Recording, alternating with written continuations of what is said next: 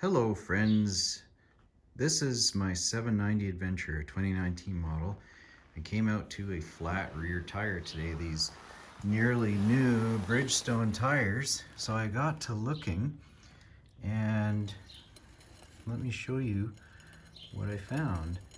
So you can see there's soapy water sprayed everywhere on the rim, and right here on this spoke, and only this spoke, let me get rid of some of this so that you remove the mystery. These spokes are not leaking, it's just bubbles. And you'll be able to see as this dries, this one is. Those bubbles are caused by air escaping around that spoke. So now I'm trying to figure out, all right, I checked my spoke tension and some of them were a little bit loose, but not radically. So I snugged everything up till they all sing the same tightness tone, and still I'm left with this one with the blue arrow. I also looked at the rim, and you can see I sprayed all around the rim. There are no bubbles escaping around the rim. This is just residual. It's not actively bubbling. Ditto for the other side. So there's the bubbly one again.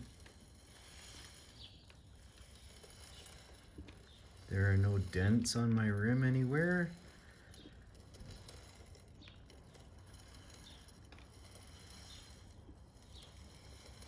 Everything is good, except for that guy. That's a problem.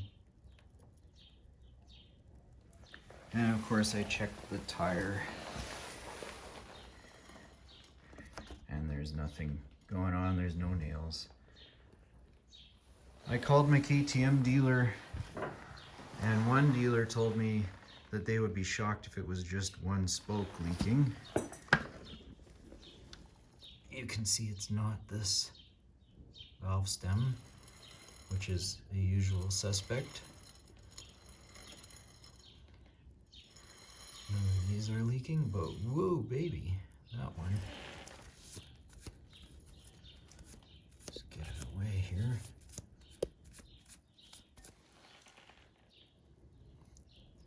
And they said, well, bring us the wheel and we'll take a look. Maybe it's warranty, maybe it's not, depending on what we find. The other KTM dealer was really funny.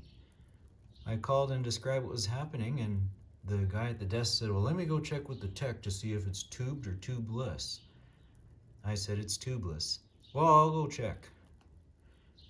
And he came back and said, yeah, the tech says that these are tube tires, so it's probably a pinched tube. And I said, he must have misheard you. This is a 790 Adventure with stock rims. He said, no, he knows. And, well, if that's the case, why have I been running tubeless tires for 20,000 kilometers? He didn't want to debate it, but I know I'm right, and he's wrong.